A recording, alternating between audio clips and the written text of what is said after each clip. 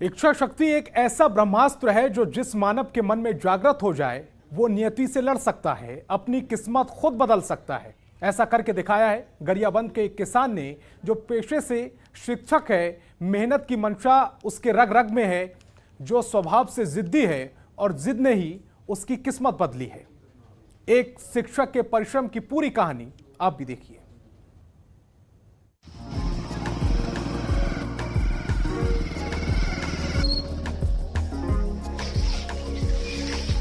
Generation gap हो जाता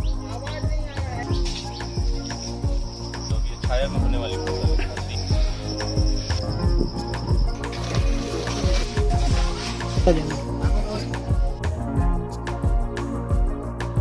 है कौन विघ्न ऐसा जग में, टिक सके वीर नर के मग में। खम ठोंक ठेलता है जब नर, पर्वत के जाते पांव खड़। मानव जब जोर लगाता है, पत्थर पानी बन जाता है। ये पंक्तियां हैं हिंदी साहित्य के महान कवि रामधारी सिंह दिनकर की, जिनके प्रसिद्ध काव्यखंड रश्मि रथी की इन पंक्तियों ने एक किसान की किस्मत ही बदल दी है।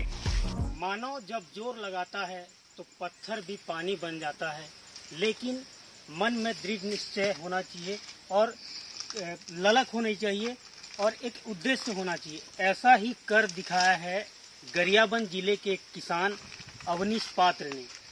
कभी यह जमीन बंजर हुआ करती थी, लेकिन मन में एक दृढ़ निश्चय एवं एक काम करने की ललक ने उसे ऐसा कर दिया कि वो इस बंजर जमीन को उपजाऊ बना दिया। आखिर उसके पीछे वजह क्या थी और कैसे उसने बंजर जमीन को उपजाऊ बनाया, कितनी तकलीफें झेलनी पड़ी होगी और किस तरीके से उन्होंने इस बंजर जमीन को उपजाऊ बनाने के पीछे क्या उनका उद्देश्य रहा है। इनसे मिलिए, यह है अवनीश पात्र, जो पेशे से अध्यापक हैं, लेकिन चर्चाओं में है उनका जज्बा, हौसला, पत्थर को पानी करने की जिद, उसके लिए मेहनत करने का दृढ़ संकल्प, उनकी बागवानी, ये खेती, ये हरा भरा बगीचा, ये लहलहाती फसल अवनीश की मेहनत का परिणाम है, उनकी जिद का नतीजा है, जिसे उन्होंने अपने पसीने से सींचा है। ये जमीन कभी बंजर हुआ करती थी, जहां आज बागवानी हो रही है, खेती हो रही है।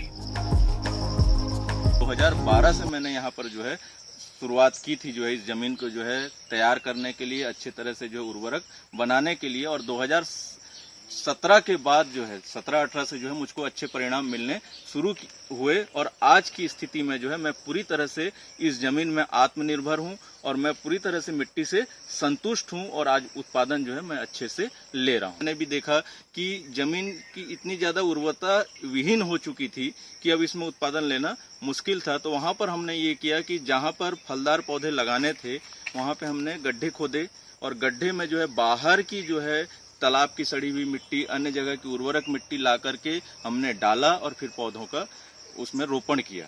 और गौपालन मैंने शुरू किया और यहाँ पर मैंने गोबर की खाद का जो है प्रयोग करना शुरू किया। जिस मिट्टी को हम समझते थे कि यहाँ पौधों का उत्पादन नहीं हो सकता, आज जो है फलदार पौधे जो है फलों से लदे हुए। ये मिट्टी जो आज सोना उगल रही है, कभी रेतीली हुआ करती थी। यहाँ मक्का और धान के सिवाय कुछ ना होता था।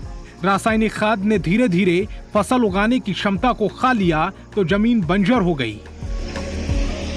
कि मक्के की फसल जब ली जाती थी तो मक्के की फसल में जो है रासायनिक खाद का उपयोग ज्यादा किया जाता है, तो एक तो जो है पानी का बहाव तेज था, रेत की मात्रा थी और फिर रासायनिक खाद की मात्रा जो है बढ़ते जाने से इस जमीन की उर्वरता बिल्कुल जो है नष्ट हो चुकी थी।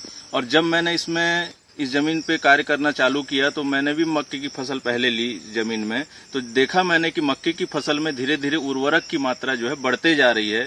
तो मेरे मन में एक बात आई कि एक समय ऐसा आएगा कि जब मिट्टी पूरी तरह से नष्ट हो जाएगी, तब हमारा झुकाव गया कि किसी भी तरह से जो है मिट्टी को बचाया जाए।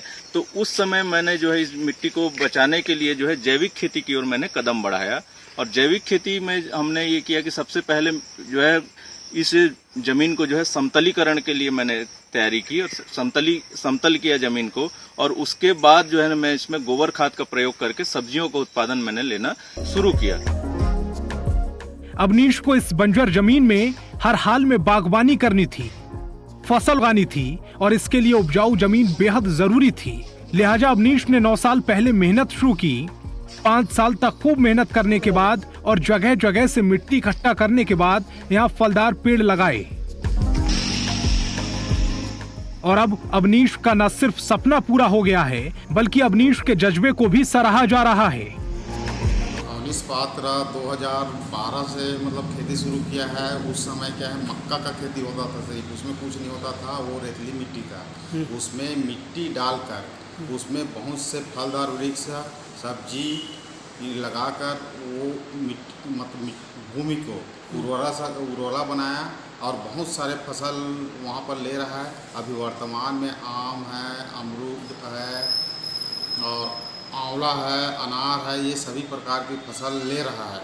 साथ में उसको क्या है, इसी परिवर्तन के कारण बहुत से मतलब राज्य मतलब ब्लॉक स्तर से लेकर राज्य स्तर तक बहुत इनाम मिल चुका है। और अभी वो बहुत से मतलब कार्यक्रम में सम्मिलित होते हैं एवं अपने फील्ड को और मतलब बेहतर बनाने के लिए दूसरे किसानों को भी मतलब प्रेरणा देते रहते हैं। अवनीश के इस बाग में आम, जाम, केला, नींबू, अनार और कई और भी फल पैदा होते हैं। इसके अलावा पेड़ों के नीचे खाली पड़ी जमीन में अदरक, हल्दी, लहसुन और जीवकन की फसल उगाई जा रही है, जिससे अवनीश को मोटा मुनाफा हो रहा है। मेरे अभी फसल में अगर कहूँ तो फलदार पौधों में मेरे पास आम है, नींबू है, आंवला है, चीकू है, कटहल है। इसका जो है मैं उत्पादन ले रहा हूँ। मुख्य जो है फलदार पौधों में मुख्य फसल के रूप में मैं आम और नींबू की फसल ले रहा हूँ और उसके बाद जो है मेरे आंवला की फसल है और बाकी चीकू है, कटहल है, ये कम मात्रा में हैं। और इनके बीच में हम सब्जियों का उत्पादन लेते हैं इंटरक्रॉपिंग के रूप में। और जहाँ पर पौधे ज़्यादा घने हो चुके हैं आम के पौधे की और छाया में जहाँ सब्जियाँ अब ले पाना संभव नहीं है, प्रकाश नहीं पहुँच पाने के कारण, तो वहाँ पर हम लोग जो है छाया में होने वाली फसल, जैसे इस साल से मैंने शुरू किया है अदरक, हल्दी और बड़ी जो मेड़े हैं उसमें हम जिमीकंद की फसल ले रहे हैं। जमीन का जैसा उपयोग किया जा सकता है उसका उपयोग करते हुए हम फसलों का उत्पादन ले रहे हैं। अवनीश सुबह 5 से 9 बजे तक खेतों में मेहनत करते हैं और 10 बजे से शाम 4 बजे तक स्कूल में बच्चों को जिंदगी का पाठ पढ़ाते हैं।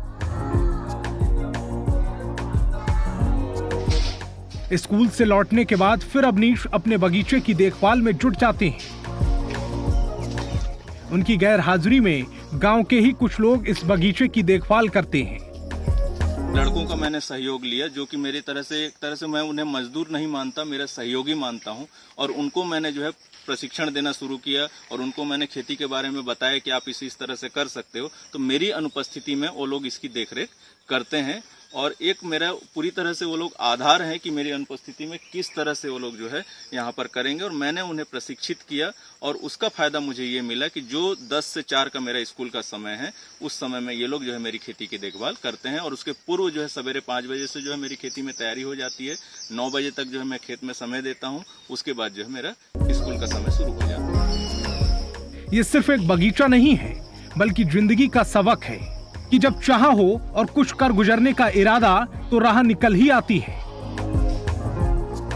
खम ठोक ठेलता है जब नर, पर्वत के जाते पांव उखड़, मानव जब जोर लगाता है, पत्थर पानी बन जाता है। 1 किलो के आसपास। गरियाबंद से मनमोहन नेताम के साथ संतोष गंगवार, जनतंत्र टीवी के लिए।